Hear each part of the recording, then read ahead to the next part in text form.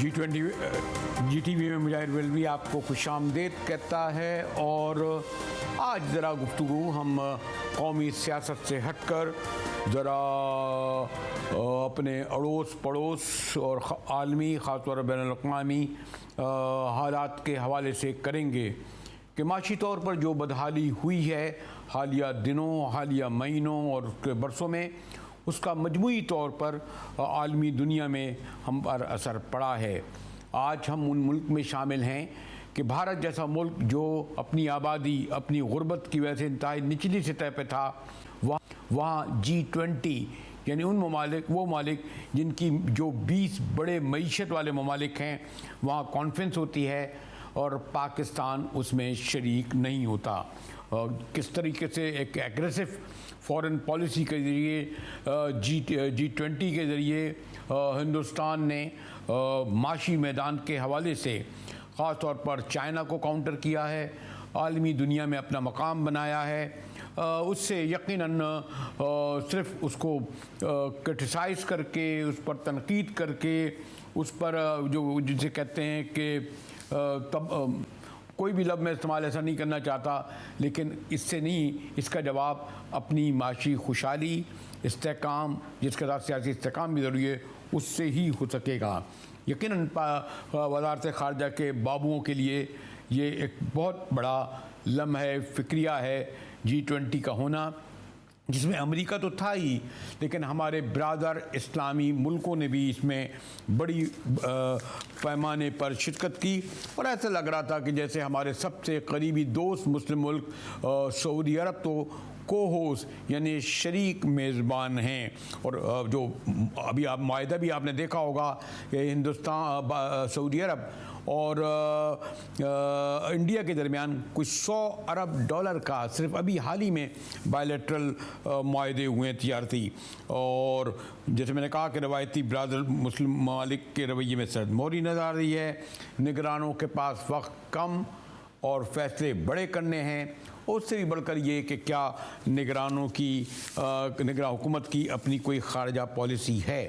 मेरे साथ मियाँ खुर्शीद महमूद कसूरी हैं, पाकिस्तान या दहाइयों में कहूँगा, बरसों में नहीं, जो बड़े वज़राए ख़ारजा इनका बड़ा इम्पैक्ट रहा, उनमें से एक हैं। बड़ा घराना उनका सियासत के हवाले से, लेकिन मैंने कहा ना कि मुशर्रफ के दौर में जब वो पूरी डोमिनेट करते थे दाखिला और ख़ारजा पॉलिसी में, कसूरी साहब ने अपना तशख़्ख़ुस फ़ॉरेन पॉलिसी के हवाले से बरक़रार रखा। मियाँ साहब शुक्रिया। सियासी प्रोग्रामों में मैं आपको इसलिए रहमत आजकल नहीं दे रहा कि जो वहाँ ज़बान बयान होती है उसमें कहाँ आपको मैं बीच में लाऊं। लेकिन ये जो डेवलपमेंट ख़ासतौर पर G20 देखिए, सिपेक के हवाले से देखिए, अफ़गानिस्तान में जो कुछ हो रहा है, और निगरान गो के थोड़े अरसे के लिए आए हैं, उनकी क्या पॉलिसी होगी। लेकिन एक परसेप्शन ये आ रहा है कि पाकिस्तान अपनी माशी बदहाली के सबब बड़ी तेज़ी से आइसोलेशन का लफ्ज़ इस्तेमाल करूँ, तन्हाई का लफ्ज़ इस्तेमाल करूँ, G20 के तनाज़ुर में देखूँ, तो क्या आप इस बात से इत्तफ़ाक़ कर सकते हैं मियाँ साहब? अच्छा, आपने सवाल एक ही में कई पूछ लिए हैं। आप कह रहे हैं कि जी इतनी तन्हाई नहीं थी, भारत का मुकाबला, कई चीज़ें इकट्ठी हो गई हैं। लेकिन पहली बात तो यह है कि जो आप अंदाज़े लगा रहे हैं वो शायद अफ़गानिस्तान की सूरत हाल, G20, तो इनको अलग-अलग देखें ना, इसको इकट्ठा तो नहीं देखा जा सकता। अगर आपने इकट्ठा देखना है तो उसका सिंपल सा एक जवाब है, और वो ये दरिया को कूजे में बंद कर देगा। वो ये है कि आज का दौर इकोनॉमी का दौर है। ये जो बड़ी बड़ी जो पावर्स थी जो दुनिया को डिवाइड करती थी कि जी हमारा साथ दो या दूसरे का साथ दो, आज राइज ऑफ मिडिल पावर्स है। ये मिडिल पावर्स में हमसे भी कमज़ोर माशी तौर पर इजिप्ट जैसे मुल्क भी शामिल है। तो पॉइंट ये है कि जितनी बुरी तरह से हमने अपने आप को मैनेज किया है, दूसरों ने नहीं किया। कम से कम अगर वहाँ डिक्टेटरशिप है इजिप्ट में, हमारी वो अगर उनको बुलाया जा सकता है मुख्तलिफ मीटिंग्स में, मसलन ब्रिक्स में भी उनको बुलाया गया है, मेंबर बनाया गया है, उसकी कुछ वजह है। वजह है, को पता तो है, बात किससे करें। यहाँ तो बात ही नहीं पता किससे करें। तो एक तो ये बात है कि पाकिस्तान की जो अपनी अहमियत है, क्या हमने उसको यूटिलाइज करना भी है या नहीं? पाकिस्तान की अहमियत क्या है? एक जियो स्ट्रेटेजिकली बड़े इंपॉर्टेंट एरिया में which can join South Central West Asia and the Gulf, and then it has linkages even to Africa through CPEC projects. लेकिन अगर जो हमने अपना हाल किया है, एक पॉलिटिशियन दूसरे को ऐसी मुगल्ला जात किस्म की गालियां देता है कि लोग, शरीफ लोग अपने बच्चों को ना बिठाए तो अच्छा है ड्राइंग रूम में, तो आपने तो अपने मुल्क को बुरी तरह डिवाइड किया है।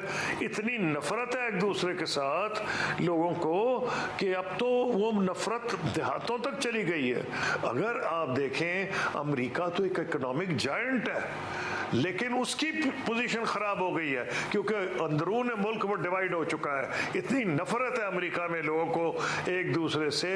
वो ट्रंप के जो सपोर्टर्स हैं, अगर वो को कत्ल भी उनके सामने करते तो वो कहेंगे हमने ट्रंप को वोट देना है, दूसरे उतने ही दुश्मन है। तो अमेरिका जैसे इकोनॉमिक जायंट की ताकत नीचे आ रही है, जिसने मौका दिया, मसलन चाइना जो है उसने उसका पूरा फायदा उठाया, उसने बड़ा अच्छा रोल अदा किया है। मसलन ईरान, सऊदी अरब की उन्होंने इस इलाके में जो उन्होंने बातचीत कराई है, तो ये रोल कई वजह से बनता है। एक आपकी economy which you are not doing particularly well, एक आपके अंदर, यानी कि अगर कोई किसी को पता ही नहीं कि बात किससे करनी है, इतनी एक दूसरों से नफरत है। प्रेसिडेंट सीसी इजिप्ट आपके सामने है, जिस किस्म की उनकी अंदरूनी हुकूमत है वो उनका मामला है, लेकिन आप देख लें उनको तो इनवाइट किया गया है, कई जगहों पे आपको नहीं बुलाया जाता। ये नहीं कि पाकिस्तान की इकोनॉमी इजिप्ट से छोटी हो गई है, या हम तो एक न्यूक्लियर पावर है, 5th largest army in the world, battle tested, 250 million की आबादी है, और अगर परचेसिंग पावर पैरिटी में देख ले तो कई मुल्क जो हमसे बड़ा रोल अदा कर रहे हैं, हमारी उनसे ज्यादा आजकल डॉलर की वजह से कन्वर्टेबिलिटी, आपकी इकोनॉमी का साइज डॉलर में कम हुआ है, लेकिन आपकी एब्सेंस ऑफ देखे ना गवर्नेंस का क्या फर्क है। हफ्ते 10 दिन में उन्होंने कहा जी हम बॉर्डर्स पे स्मगलिंग रोकेंगे, यानी गवर्नेंस के आसार आए हैं, तो डॉलर गिरता ही जा रहा है, चीनी भी गिर रही है। तो इसकी क्या वजह है? इसका वजह यह है कि इंट्रिंसिकली आपके में कोई खराबी नहीं, आपकी गवर्नेंस सिस्टम तबाह हो गई है, और वो भी मिल के सबने किया है। पुलिस को यूटिलाइज ऐसे किया है जैसे उनके जाती मुलाजिम हो। सिविल सर्वेंट्स को जो गारंटी दी गई थी वो 1970 से लेके अब तक हर पॉलिटिशियन ने कोशिश की है कि उनको जाती मुलाजिम बनाए, उससे आप सबक सीखें। तो इसलिए जब आप बात करते हैं कि आप पाकिस्तान आइसोलेटेड है या नहीं है, पाकिस्तान इस आज उसकी ध्यान ही नहीं है इंटरनेशनल रिलेशंस की तरफ। जो हमारे दौर में मैंने देखा था कि वो ये था, हम प्रोएक्टिव थे फॉरेन पॉलिसी में, हम लैटिन अमेरिका तक जा रहे थे, ब्राजील, अर्जेंटीना, मेक्सिको। यहाँ तो किसी को अपने साथ वाले मुल्क की होश नहीं। तो इसलिए आपको मैं कह रहा हूँ, मियां साहब आपने दुरुस्त कहा, लेकिन ये भी तो एक है ना कि आपका जो दौर था 9/11 के बाद, जो आपने मुशर्रफ साहब के साथ काम किया, उस वक्त हम अफगानिस्तान की लड़ाई लड़ रहे थे अमेरिका की खुशनुदी के लिए। जब वो पीरियड गुजर गया और अमेरिका को हमारी ज़रूरत नहीं हुई, अब हमारा सारा इन्हिसार चाइना पर है, सिपेक पर है। $54 बिलियन की हम कहते हैं जी 10 साल में हमारे पास इन्वेस्टमेंट आई है, लेकिन ओवरऑल उसका क्या इम्पैक्ट हुआ हमारी इकॉनमी पे? बिजली उतनी ही महंगी, पेट्रोल उतना ही महंगा, आम अशिया उतनी ही महंगी, इंपोर्ट और उसका अगर आप देखें एक्सपोर्ट का जो हमारा फिस्कल डेफिसिट वो भी उस तरह, डॉलर यहाँ पर। तो हमारा ये $54 बिलियन या खाली सिपेक या चाइना से दोस्ती हमारी इकॉनमी पे तो कोई असर नहीं पड़ा, या हमारी जो और भी शोबों में चले जाऊँ अगर मियाँ कसूरी साहब। हाँ, अच्छा सा आपका सवाल अच्छा है, let me respond to it. देखिए पॉइंट ये है, चाइना तो नहीं रिस्पॉन्सिबल। अगर आप वो प्राइसेस ऑफर कर रहे हैं एनर्जी की, चाइना ने तो नहीं कहा, आपने तो ओपन प्राइसेस अनाउंस की हुई थी जो आप सारी दुनिया को ऑफर कर रहे थे। आपका अपना प्राइवेट सेक्टर, वो सेपरेट बात है कि इट वाज जस्ट जितनी ऊंची कीमतें थी, चाइना ने खुद जो प्रोजेक्ट्स लगाए हैं उससे बहुत कम कीमत में दूसरे मुल्कों में लगाया है, लेकिन चाइना ने को गवर्नमेंट में तो नहीं बनाया, तो प्राइवेट सेक्टर ने आके चाइना की लगाया है। अगर आपने गवर्नेंस सिस्टम इतने तबाह किए हैं कि दूसरे मुल्कों से दुगनी पे आप बिजली की प्राइसेस डिटरमिन कर रहे हैं, तो चाइना का क्या कसूर है? तो आपके अपने गवर्नेंस सिस्टम्स का आ गया ना, उसकी वजह से एक सिचुएशन पैदा हुई है। और भी फैक्टर्स हैं, अगर आपकी इकोनॉमी चल रही होती, इंडस्ट्री डेवलप कर रही होती, तो फिर शायद बिजली इतनी महंगी ना होती, क्योंकि वो अब कंजम्पशन भी नहीं है, कैपेसिटी पेमेंट भी करनी है। ये सारी चीजें अल्टीमेटली गवर्नेंस से रिलेटेड है। इसीलिए बरतानिया के बहुत एक मशहूर जो प्राइम मिनिस्टर थे विलियम ग्लैडस्टन, उन्होंने कहा, उनसे पूछा फॉरेन पॉलिसी में कामयाबी का राज उन्होंने कहा governance and local peace and stability. अगर आप वो गायब ही कर देंगे, गवर्नेंस खत्म कर दी, पुलिस को जाती मुलाजिम बनाया, सिविल सर्विस को जाती मुलाजिम, फौज आपसे बच इसलिए गई है कि फौज के हाथ में डंडा है, नहीं तो अगर हाथ सियासी जमातों का हाथ होता तो उनको भी जाती मफादात के लिए इस्तेमाल करते। तो मैं आपको इसलिए कह रहा हूं कि मौका आ गया है कि सोचें, पाकिस्तान नहीं से तरह चलाया जा सकता 70 साल में जैसे चलाया गया। अफगानिस्तान की जो पॉलिसी है उसमें बड़े सोच समझ की जरूरत है, और वो ये है कि हम we have to have a firm policy, लेकिन एक दानिशमंदाना, दो इसमें कॉन्ट्रडिक्शन नहीं है। फर्म ये है कि बिल्कुल क्लियर करें कि जी नहीं बर्दाश्त करेंगे, जो हम कर सकते हैं करेंगे अपने आप को प्रोटेक्ट करने की, और आपके अगर आप हमारी जमीन में बनाएंगे बंक कसम तबाह कर देंगे, वो एक चीज है इसका। लेकिन इसका ये मतलब नहीं कि अफगानिस्तान के जो गरीब लोग हैं उनकी ह्यूमैनिटेरियन कंसर्न्स हैं, आप हर चीज उन पे बंद कर दें। मियाँ खुर्शीद कुसूरी साहब से हमारी गुफ्तगू साबिक़ वज़ीर ख़ारजा, और ख़ास तौर पर जैसे मैंने कहा कि जो हमारा माशी बहरान है उसका ज़्यादा इम्पैक्ट जो है वो हमारी फ़ॉरेन पॉलिसी पड़ रहा है। जैसा कि मैंने बहुत मोहतात अल्फाज में कहा कि हम आलमी तन्हाई का शिकार हो रहे हैं। एक तो इंटरनल अदम सियासी इस्तेहकाम, उस पर माशी बदहाली, जिसका सबूत ये है कि G20 यानी दुनिया के 20 बड़े माशी तौर पर बड़े जो रखते हैं मईशत, और उनका मेज़बान इंडिया बना। और उससे भी ज़्यादा जिसे कहें कि अफसोसनाक अमर यह है, अफसोसनाक अमर क्या क्यों जाए, एक रियलिटी है कि ब्रादर इस्लामी मुल्कों ने उसमें बढ़ चढ़ कर हिस्सा लिया, और अभी तक हमारे लिए वक्त नहीं है उनके पास। बात करेंगे ब्रेक के बाद, हमारे साथ रहिएगा।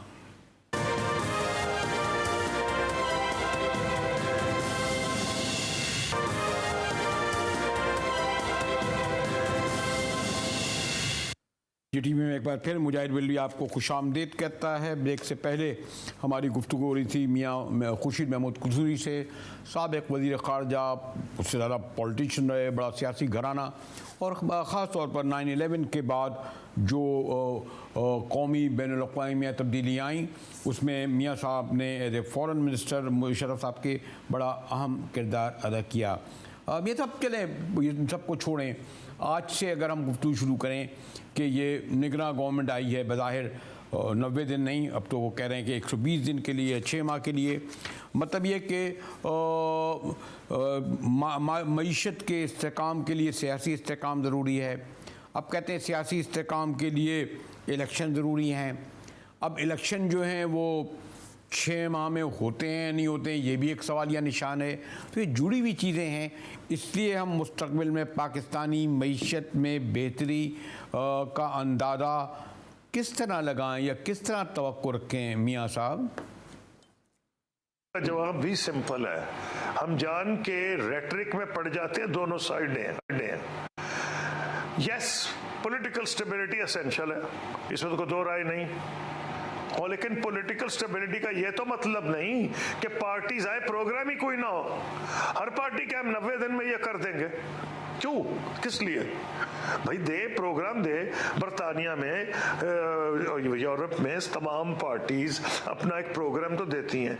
यहाँ कोई फर्क नहीं है प्रोग्राम में, तमाम पार्टीज का एक प्रोग्राम है, लेकिन वो नहीं अपने आप को पिन डाउन करती कि जी हम टैक्स कितना बढ़ाएंगे, किन लोगों से लेंगे, टैक्स खर्च कहाँ करेंगे, अपने खर्चे कैसे कम करेंगे। नहीं, वो ये कहेंगे 60 दिन में ये, 90 दिन में ये करेंगे, फलाना चोर फलाना चोर, आते ही चोर शुरू कर देते हैं।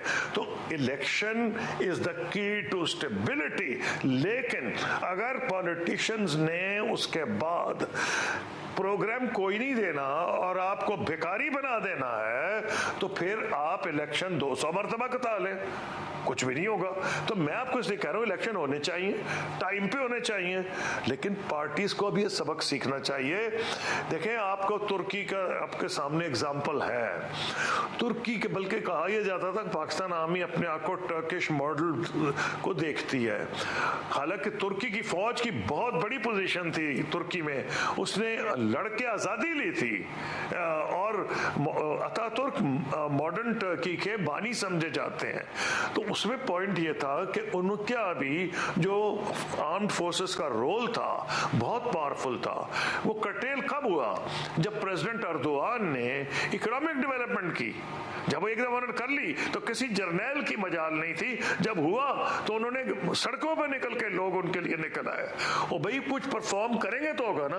तो मैं आपके सवाल से एग्री करता हूँ, इनसिक्योरिटी खत्म होनी चाहिए, इलेक्शन की डेट देनी चाहिए, इलेक्शन होने चाहिए, लेकिन गलत फहमी में ना पड़े। जब तक पैटर्न गवर्नेंस नहीं होगी, माजी के 70 साल से सबक नहीं सीखा जाएगा, कुछ भी नहीं होगा। तो इलेक्शन भी होने चाहिए, लेकिन उसके बाद पार्टीज को सबक सीखना चाहिए और परफॉर्म करना चाहिए, अपनी गलतियों से सीखना चाहिए। लेकिन मियां साहब, मुझे एक जो यानी इस वक्त जिन हम सूरत हाल से गुजर रहे हैं उसमें महीनों तो छोड़िए, हमारे लिए हफ्ते भी नहीं दिन बड़े अहम हैं। निगरानों को भी महीना होने को आ जाएगा, और जो लोग बनाए गए हैं, सॉरी टू से, बड़े काबिल पढ़े लिखे लोग हैं, लेकिन अगर आप कहें कि फॉरेन मिनिस्टर हमारे बड़े अच्छे, उनका तजर्बेकार हैं, वाशिंगटन में सफ़ीर रहे, यूएन रहे, लेकिन फॉरेन मिनिस्टर के लिए एक पॉलिटिकल बैकग्राउंड और उसकी स्ट्रेंथ भी होनी ज़रूरी है। प्राइम मिनिस्टर एक दरमियाना तबके के आदमी हैं, लेकिन कोई बहुत वसी तजर्बा नेशनल इंटरनेशनल इश्यूज़ पर नहीं रखते। तो अब इतने जो हमें मसाइल दरपेश हैं, G20 तो चले छोड़ दीजिए, अभी UN भी हमें जाना है, अफगानिस्तान, ब्राज़ील, इस्लामी मुल्क, क्या निगरां हुकूमत की इतनी क्वालिटी और कैपेसिटी है इतनी? बिलावल साहब का आपने तजर्बा देखा, ठीक है, दौरे पता नहीं 70-80 किए होंगे, कोई ऐसी चेंज तो नहीं ला सके ना। ये मैं सिर्फ आपसे पूछ रहा था कि और ये भी हमें इल्म है कि अब कुछ अरसों से हमारी फॉरेन पॉलिसी को तो बहरहाल इस्टेब्लिशमेंट ही चला रही है ना मियाँ साहब, अब उस पर और बोझ बढ़ जाएगा।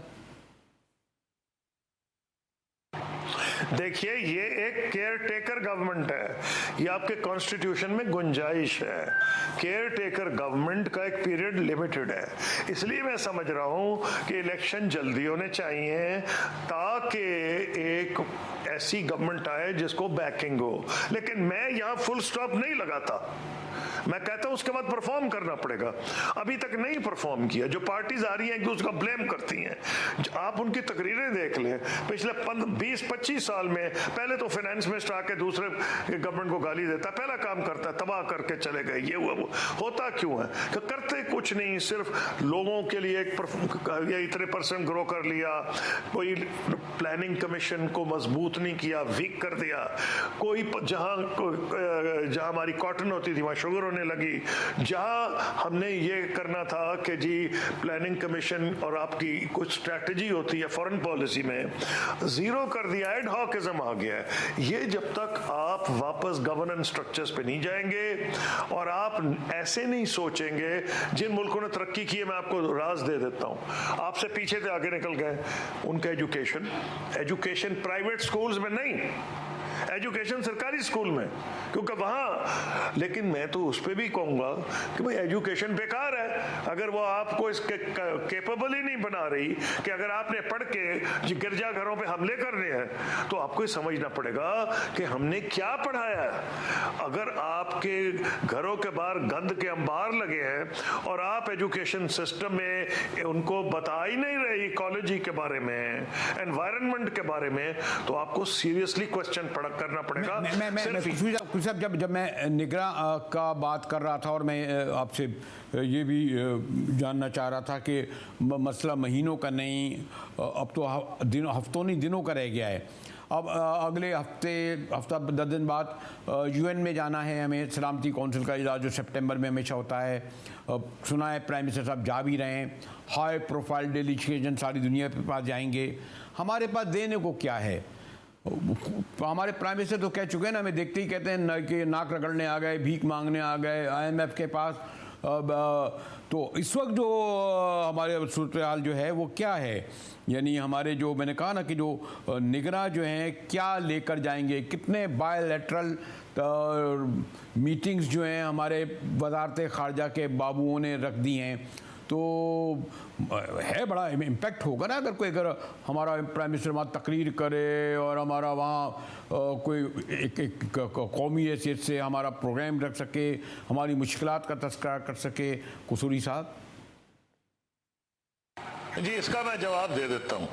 मैंने सारी जिंदगी बिलीव किया है कि आपका मुल्क किसी सूरत में प्रोएक्टिविटी नहीं छोड़नी चाहिए।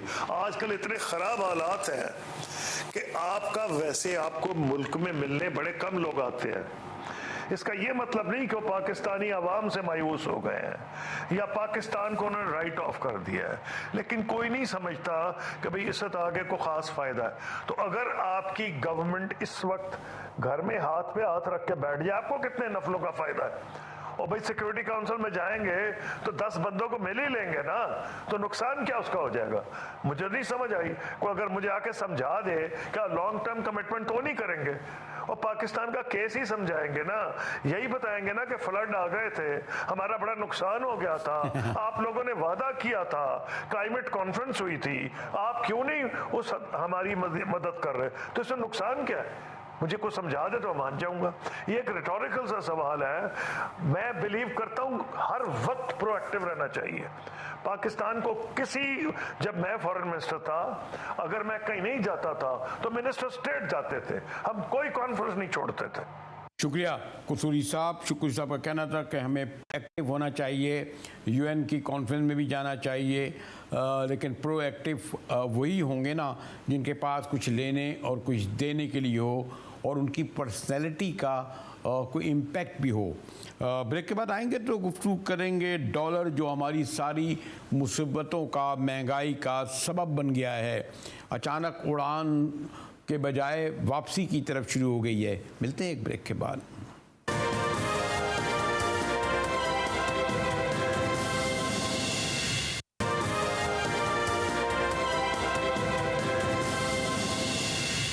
GTV में एक बार फिर मुजाहिद वेल्वी आपको खुशामदीद कहता है। और डॉलर ऐसा यानी हमारी ज़िंदगी में दाखिल हो गया है कि जैसे लगता है कि हमने तो कभी 10-15 साल पहले सुना भी नहीं था। मेरे साथ ज़फ़र प्राचा साहब मौजूद हैं, अथॉरिटी का दर्जा रखते हैं।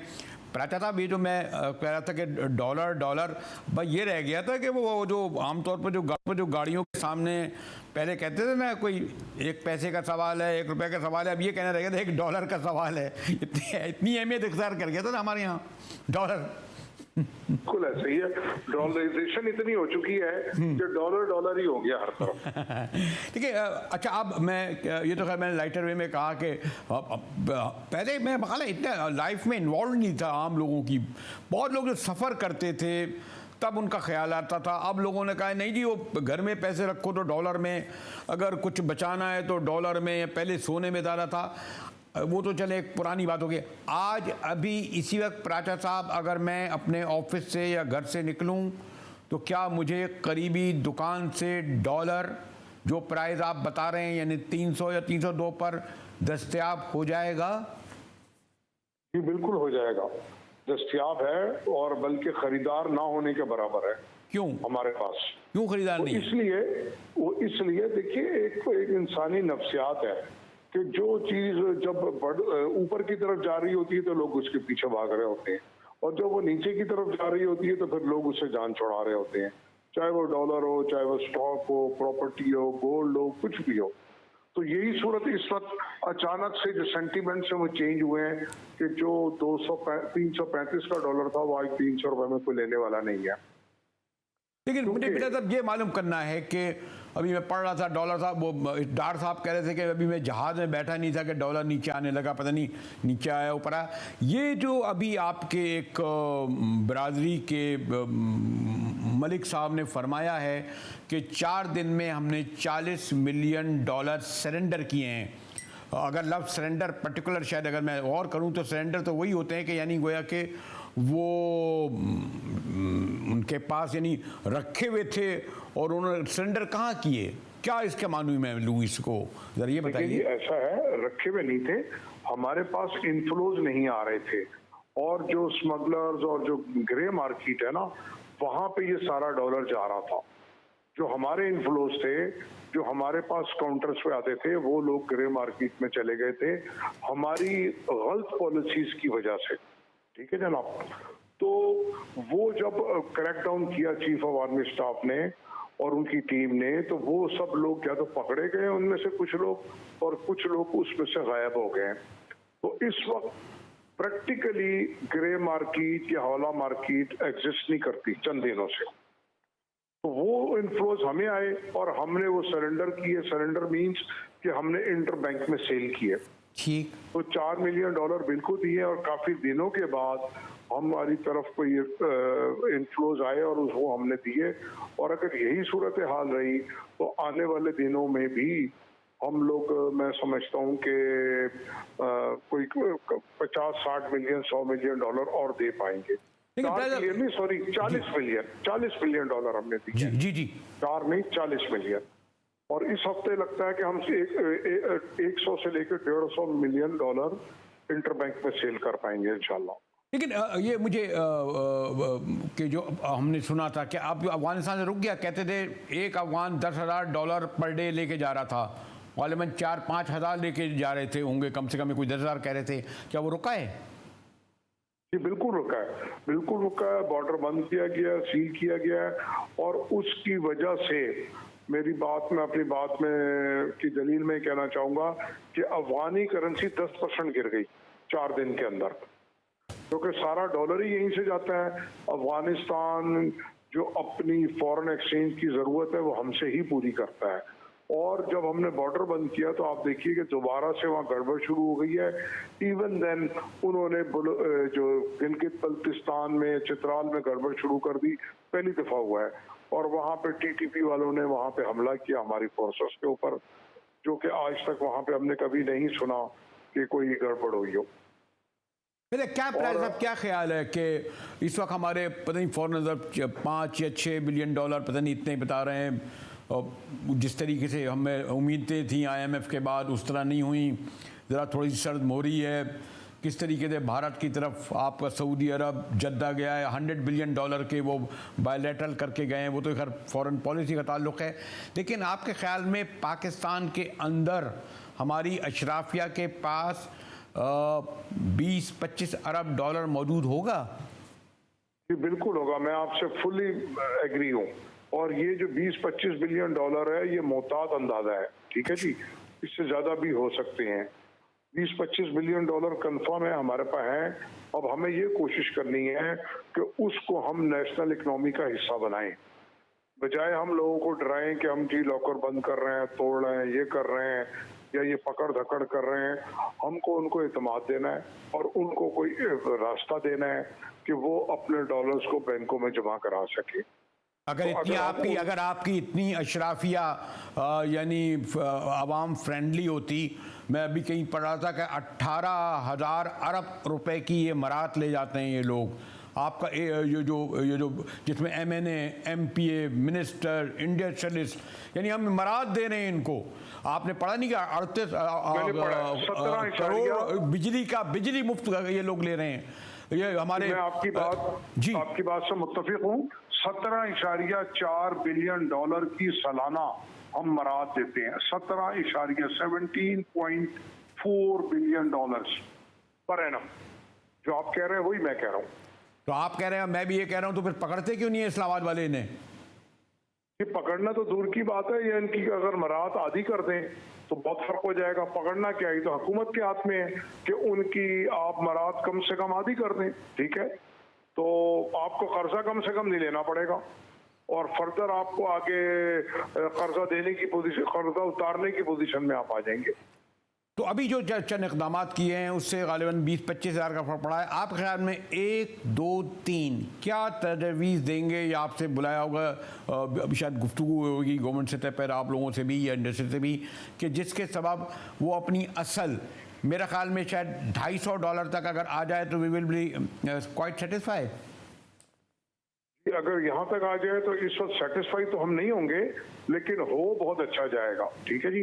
क्योंकि हम खित्ते में जितने कमज़ोर हैं इतने हम हैं नहीं।